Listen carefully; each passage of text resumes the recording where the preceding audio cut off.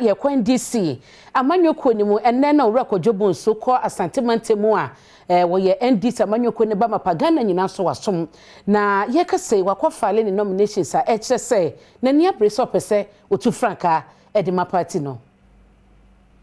enka ne Kumasi Mayor Kwadwobo nsu ede ne nkrata akwakotso NDC amanyoko ne headquarters ya wa mampanimfo ehunu se pese osi akan na odi nkonim tu franka ema NDC amanyoko no ebra wokọ etitafo bi ekogya no wakantwene ema ne diasa ema ne kire sampa onimado wase yie pa wo hwekwan se obekwa akodi NDC amanyoko no anim na afempinu ne aduru nan watimi edi nkonim ne special aid Mohammed Alasan ena wogina mu a wode nkrata no koto mpanimfo anim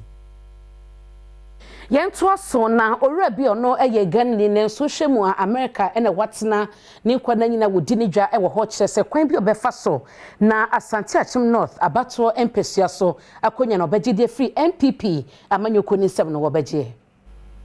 Okopie mu ewo Asante Akyem North womanfo a womo ewo NDC amanyoko nim aya hoboa ede womo enkrata akọ NDC office sene womanfo ebeto wono so aba onipa ba akọ ode ne nkrata akọ NDC office ewo ho na womanfo ato ne so aba eye Chief Kofi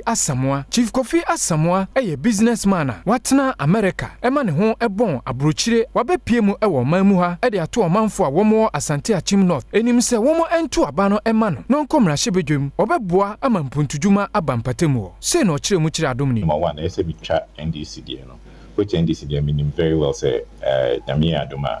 on the 13th May ye tomamia ye beto nsuma President Mahama na ye di akwenim ye ba general election which is 2024 I have that positive hope say NDC for the first time ye beje Asante Akyem North seat no Constituency chairman or Asante Akyem North enso nsem a odito Adom news enim no ebinie politics no ye game na enye ntopa agro na ye die no enye ntopa